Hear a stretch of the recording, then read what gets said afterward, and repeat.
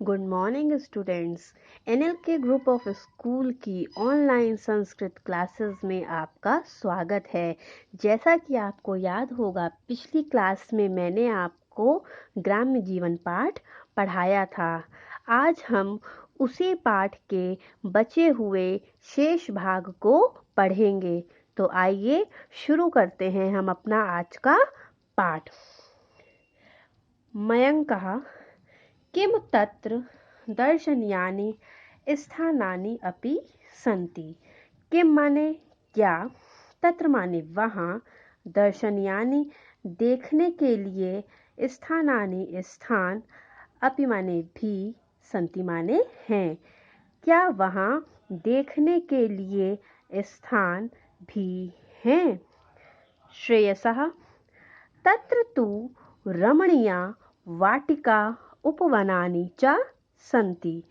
तत्र माने वहाँ, तु माने तो, रमणीय माने सुंदर, वाटिका माने बगीचे, च माने और, उपवनानि उपवन अर्थात बाग, सन्ति माने हैं। वहाँ तो सुंदर बगीचे और उपवन अर्थात बाग हैं। मयंकः वाटिकायाम् उपवनेषु च किम किम भवति। बगीचे में और उपवन में क्या क्या होता है। किम किम 2 बार दिया हुआ है, तो क्या क्या होता है। श्रेयसः, श्रेयस क्या कह रहा है। वाटिकायाम् आम्रवृक्षाः नारिकेलवृक्षाः च सन्ति। बगीचे में आम के वृक्ष और नारियल के वृक्ष, नारिकेलः वृक्ष, नारियल के वृक्ष अर्थात पेड़ हैं। आम्र वृक्षस्य छायाम् आवां मित्रैः सह खेलिष्यावः भोजनं च करिष्यावः। आम के पेड़ की छाया में, आवाम माने हम दोनों, मित्रैः सह मित्रों के साथ, खेलिष्यावः खेलेंगे, चा माने और, भोजनम करिष्यावः भोजन करेंगे। अब यहाँ पर देखिए दिया हुआ है मित्र है सह। मित्र में कौन सी भक्ति है, तृतीया बहुवचन। यहाँ पे दिया हुआ है सह। संस्कृत में एक सूत्र होता है सह साकम सार्धम। इसके योग में हमेशा तृतीया विभक्ति होती है। ये आप हमेशा ध्यान रखिएगा। कहीं भी अगर आप ये शब्द देखें और उसके पहले का जो भी शब्द होगा उसमें हमेशा तृतीया विभक्ति होगी। आगे देखिए, मयंकः, मयंक क्या कह रहा है। अन्यत किम, और क्या, अन्यत किम और क्या।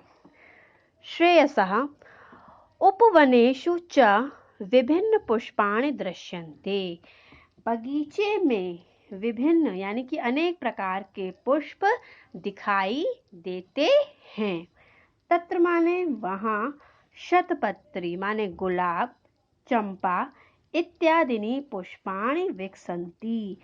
शतपत्री, गुलाब, चंपा इत्यादिनी, इति धन आदिनी, यण संधि, इत्यादि फूल खिलते हैं। विकसन्ति खिलते हैं।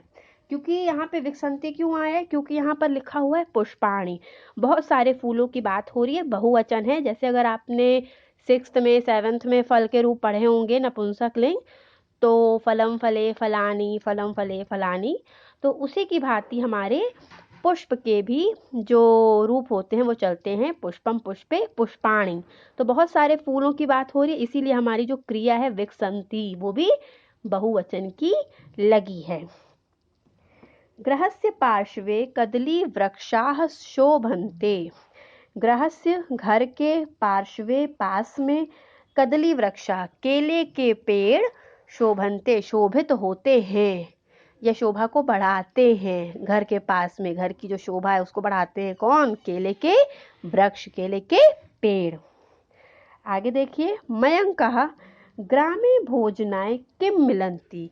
ग्रामे सप्तमी एक वचन, गांव में, भोजनाय भोजन के लिए, कारक पढ़े हैं, कर्ता ने कर्म को करण से संप्रदान के लिए, भोजनाय भोजन के लिए, चतुर्थी एक वचन, तो ग्रामे गांव में भोजन के लिए किम माने क्या, मिलन्ति माने मिलता है। किम पिज़्ज़ा बर्गर इत्यादि भोज्य पदार्थानि अपि मिलन्ति, क्या पिज़्ज़ा बर्गर इत्यादि भोज्य पदार्थ अर्थात खाने की वस्तु अपि माने भी मिलते हैं या मिलती हैं।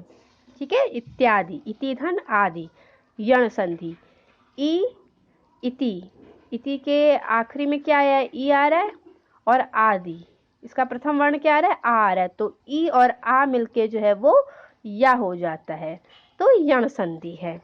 ठीक है, चलिए अब आगे देखते हैं। श्रेयसः न पिज़्ज़ा इत्यादि तु न मिलति, परम तत्र प्रभूतम अन्नम दुग्धम फलानि इक्षुरसांसि च मिलन्ति। ना नहीं, पिज़्ज़ा इत्यादि तू न मिलती, पिज़्ज़ा इत्यादि तू माने तो, ना माने नहीं, मिलती माने मिलता है। नहीं, पिज़्ज़ा इत्यादि तो नहीं मिलता है। परम परंतु, तत्र माने वहाँ, प्रभुतम बहुत मात्रा में, अन्नम माने अनाज, दुग्धम दूध, फलानी फल, चा माने और, इक्षु रसांसी गन्ने का रस, मिलंती माने मिलता है या। ठीक है, तत्र जलम वायुं च प्रदूषितम न भवति, वहाँ, तत्र माने वहाँ, जल, चा माने और, वायु प्रदूषित नहीं होती है। वहाँ जल और वायु प्रदूषित नहीं होती है। अर्थात कहने का क्या तात्पर्य है यहाँ पर कि जो गांव का वातावरण होता है वो कैसा होता है, शुद्ध होता है। ठीक है, आगे देखिए।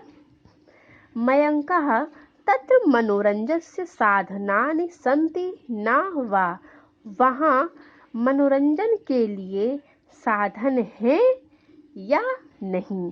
तत्र वहाँ मनोरंजस्य षष्ठी एक वचन, संबंध का की के बालक के रूप पढ़े होंगे, राम के रूप पढ़े होंगे।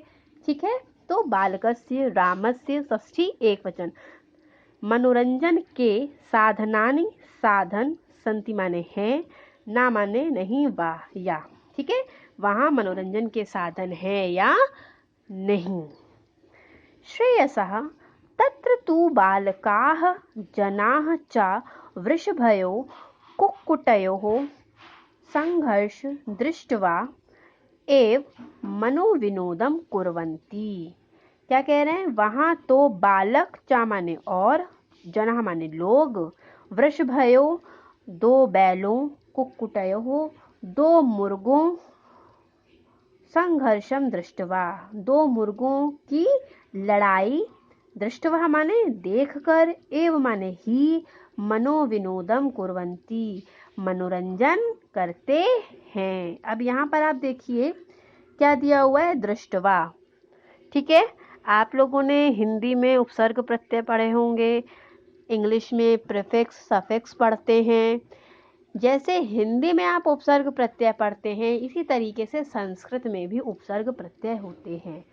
प्रत्यय क्या होते हैं, आपको पता होगा कि जो शब्दों के बाद में लगते हैं या धातुओं के बाद में लगकर उनके अर्थ में परिवर्तन करते हैं, वो हमारे प्रत्यय होते हैं। ठीक है, तो यहाँ पर शब्द दिया हुआ है दृष्टवा। दृश्य, दृश्य धातु होती है देखना, इसमें त्वा प्रत्यय लगा है, तो त्वा प्रत्यय लगा है तो शब्द हमारा बनता है दृष्टवा।